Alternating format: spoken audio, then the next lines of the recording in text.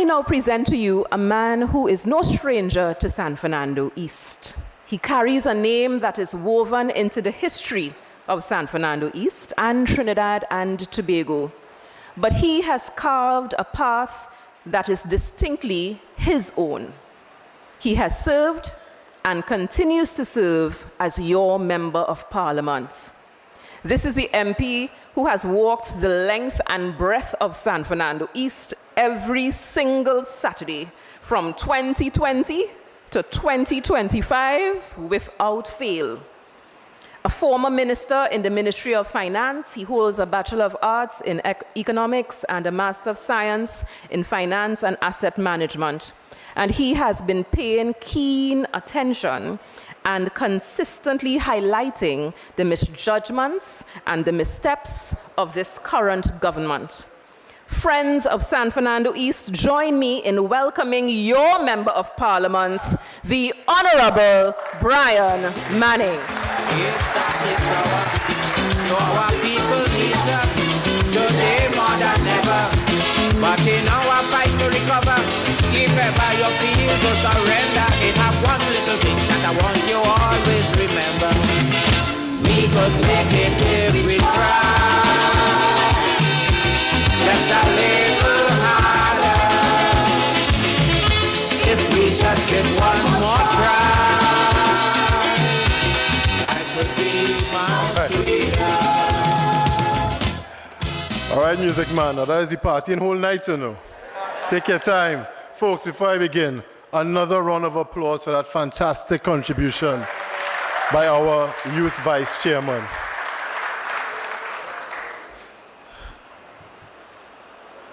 Political leader of the People's National Movement and Member of Parliament of Arima, Opposition Leader of the Republic of Trinidad and Tobago, the Honorable Penelope Beckles. Members of the Executive of the People's National Movement, members of the Executive of the constituency of San Fernando East, members of Parliament, my dear friends, members of the media, welcome to San Fernando East. It is truly an honor to have you all in our presence this evening. And let me tell you, I'm extremely grateful. The last election was extremely challenging for all of us, but I am thankful that the people of San Fernando East saw it fit to return me as their Member of Parliament. Thank you. And I promise that we will continue the good work that we have started in this constituency. And during this time in the political wilderness, we will not allow the people of San Fernando East to be victimized by this government. Because that is clearly what they are out to do, ladies and gentlemen. Thousands of CPEP workers out of jobs overnight without a care in the world. That is what they have done.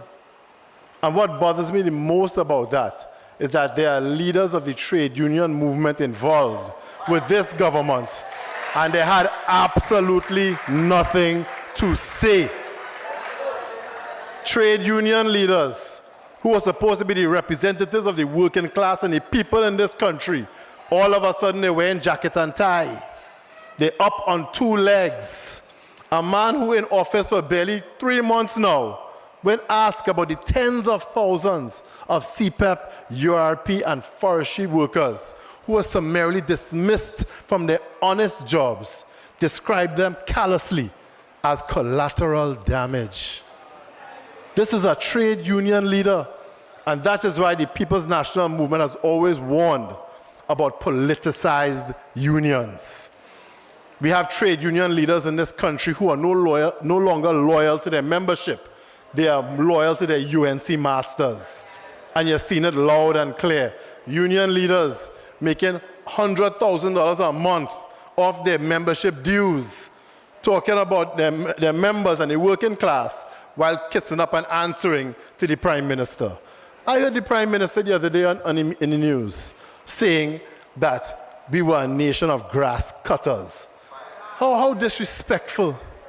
Let me tell the Prime Minister what my grandmother told me when I was growing up, that there is nothing wrong with an honest day's work.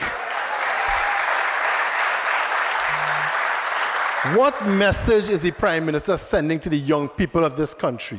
They took people who are waking up every morning, going to work, doing their jobs, putting food on their families' tables, clothes on their backs, and sending them to school, dismiss them, and now they want to send them to social welfare to beg for handouts from the government.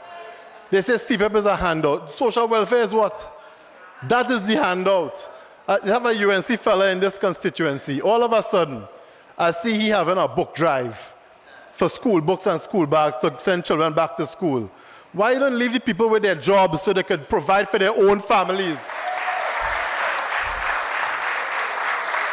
Why he didn't do that? But that is not what they want. They want you to come to them begging, cap in hand, so that they can become your new masters. That's what they want. They think that we are easily bought, and it's high time that we show them that they are wrong.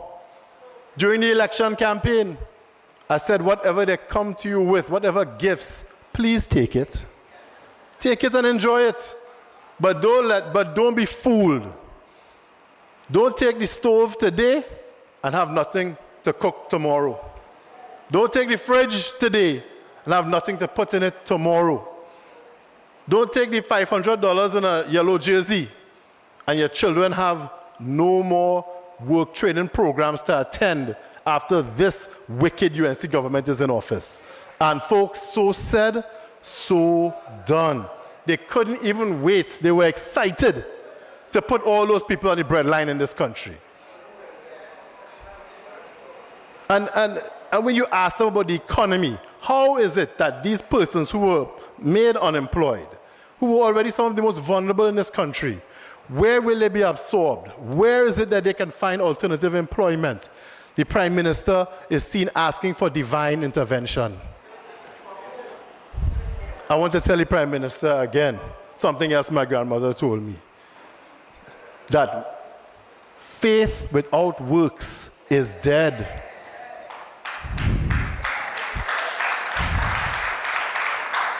Nothing is wrong with prayer. I'm all for it. But you must have a plan. And you must be prepared to do what is in the best interest of the people of this country. And that is not what this government is doing. As soon as they come into office, the Minister of Finance, the hapless Minister of Finance, and the Prime Minister decide to cancel every single short and medium-term revenue-generating project of the previous government, just out of sheer spite and wickedness. And now they have backed themselves into a corner because they're having difficulty covering their bills. How many people have been paid late in the past few months? How many people haven't been paid in the past few months? I want to remind this country, during the COVID crisis, when the revenues of this country fell to zero, everyone in the public service of this country received their salary in full and on time. No excuses were made and none were accepted. This government, barely in office, already late payments. And I'm telling you it's because they never had a plan and they do not know what they are doing. The first thing they did, they canceled the TTRA. They canceled property taxes. They canceled the Dragon deal. They canceled the reopening of the Petrotrin refinery. Imagine that. The previous government was prepared with a contract after months of due diligence. We finally found someone from Nigeria who was willing to purchase the former Petrotrin refinery assets and to invest into that refinery and to reopen it so that thousands of jobs could be created within San Fernando and environs. Instead of allowing this to go through, now we're hearing, before in the campaign trail, they said, well, we're giving the refinery to the union, to OWTU. As soon as they get into office, we will set up a committee to decide what we're going to do with the refinery. All of a sudden, the union leaders in this country owe their membership an apology. They owe them an apology. We have the members of the PSA fighting tooth and nail to disrupt the TTRA, the Trinidad Revenue Authority. I want you to remind you, ladies and gentlemen, there's a revenue authority in Guyana, in Jamaica, in Barbados. I read recently there's not one in Belize. The Revenue Authority is a modernization of the tax collection system and has been proven to improve tax revenues in this country.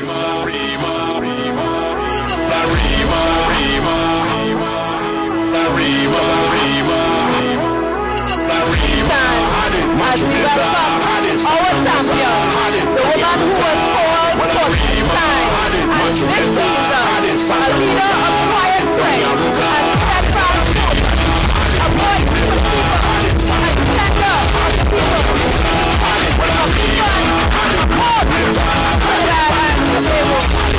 The leader of the opposition, our political leader, member of parliament, for Arima, the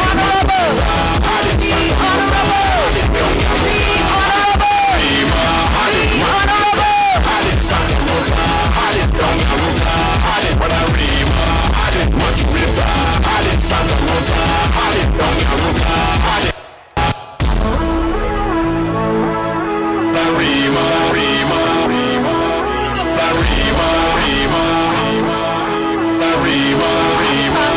enough of our leader outside. Santa Rosa, Doña Ruca, Guadarrima, Machurita, Santa Rosa, Doña Ruca, Guadarrima, Machurita, Santa Rosa. Ladies and gentlemen, the woman who was called for this time, this season, our champion, quiet strength, steadfast focus, a voice for the people. Doña Ruca, Guadarrima, Machurita, Santa Rosa, Doña Ruca, Guadarrima, Machurita, Santa Rosa, Doña Ruca, Guadarrima, Machurita, Santa Rosa, Doña Ruca, Guadarrima, Machurita, Santa Rosa, Doña Ruca, Defender of the people, our beacon of hope, the leader of the opposition, and our political leader, member of parliament for Arima, the honorable Penelope Beckles Robinson. This is about our children's future. We can't give up now. We must believe. We come along together as a nation, standing side by side. Still I know better go, we gonna get there. Standing side by side. I see the places where we all come from. I see the dreams, the dreams, united all as one. We gonna get there.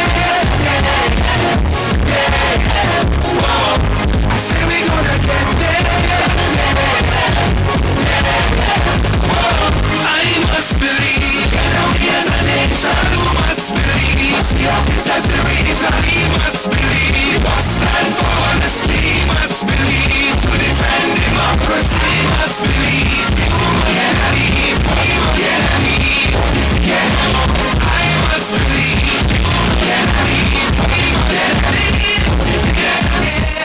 Thank you, ladies and gentlemen. Welcome again to our political leader. And we go right back to Mr. Manning. Thank you. Ladies and gentlemen, another round of applause, please, for the next Prime Minister of Trinidad and Tobago. Thank you so much. Appreciate it. Appreciate having this wonderful lady here in San Fernando East to enjoy the warm embrace and to understand what Southern love is all about, ladies and gentlemen. Thank you for that warm welcome. Folks, I want to say to the members of this government, in fact, I want to offer them a warning that the honeymoon is over. The opposition is not going to sit idly by and allow this government to run roughshod over the people of Trinidad and Tobago. Do not let your overwhelming numbers in the parliament fool you. Some PNM supporters in the last election did not show up but they didn't disappear. They are all still alive and well in this country. And we are not going to sit by and allow victimization. Already, members of that party and government are being summarily booed all over the country. Everywhere they go. Everywhere they go. It's a short honeymoon because the people of this country feel deceived. Because we are getting exactly what we expected. Folks, in the next few months, I expect to see in this country, in terms of its economy, a self-inflicted recession. We are going to see it. It's unfortunate. But what this government is doing, it is clear as day that that is what is happening. Already, you see economists around this country sending out a warning about a shortage of foreign exchange in this place. All the time they were trying to deceive you, to make you think that somehow the previous government just didn't want to give you US. That something was wrong with the distribution system. They were only giving their family and friends, so you couldn't get any. Total nonsense. Total nonsense. We had a shortage in supply. When this previous government was struggling to really take care of the people of this country, they were the ones calling for sanctions from the United States, locally and internationally, calling for sanctions on their own country and their own people. Now the US has sanctioned this country with tariffs. Let me see what it is they're going to say and do. Those tariffs are going to exacerbate the shortage of foreign exchange in this country and put further pressure on our exchange rate. The exchange rate of this country is based on supply and demand. At this point in time, we have high demand and lowering supply, and that is going to force a devaluation in this country, sad to say. And folks, we only have this government to blame. They were against Dragon Deal. We were expecting billions of additional revenues from that project. Scrap it. TTRA, Revenue Authority. The Revenue Authority was supposed to allow a taxation system that meant that everyone would pay their fair share in this country. It means that members of the business class and professional class would also have to pay their fair share in taxes, not just employees. They cancel that immediately with no hope of any alternative. That is malfeasance. And the sad part of it is that we will all suffer for it. We will suffer. But I promise you that under the leadership of Ms. Beckles Robinson and this opposition, we will fight the good fight for the people of this country. We will not just roll over and die. Our supporters still are alive and well and exist. And those who may have even supported the UNC in the previous election are quickly learning the error of their ways. They're learning. So I expect very soon, if we all come together and we work as one and we support each other and we do what is right for the people of this country. Do what is right, not what is political. Do what is right by people. Very soon, maybe even before 2030, we will all be able to say, great is the PNM, great is the PNM, great is the PNM, and we have prevailed. Thank you, ladies and gentlemen. Wake up in the morning and it's more retrenchment. I can't take that. When they want to stop all this humiliation, I can't take that. San Fernando East, PNM friends, that is our Member of Parliament, the Honorable Brian Manning.